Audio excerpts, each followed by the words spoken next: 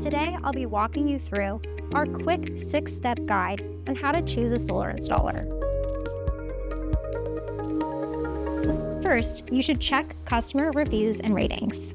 How many 5-star ratings do they have? Are there any concerning complaints from prior customers? Just keep in mind that reviews don't always paint the complete picture. They often focus on the extremes of the customer experience. Second, consider the company's experience and expertise. Experienced companies are more likely to deliver reliable service and high-quality installations.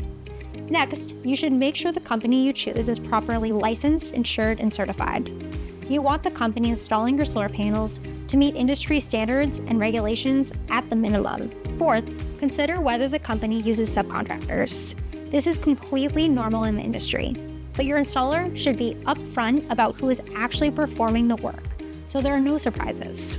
Then, you should get all of the details on the workmanship warranty that comes with your installation, no matter who is doing it. You don't want to be stuck with a hefty bill if your installer needs to come out to check on or replace some equipment.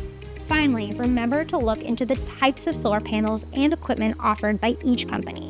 High-quality installers care about their reputation and want to install equipment that performs well and will last a long time. By doing your research, asking the right questions, and weighing your options, you can find the perfect solar company for your home.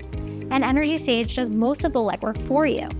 We vet and rank all of the solar companies in our marketplace based on their results, reputation, and responsiveness. If an installer doesn't meet our criteria, they aren't allowed to join.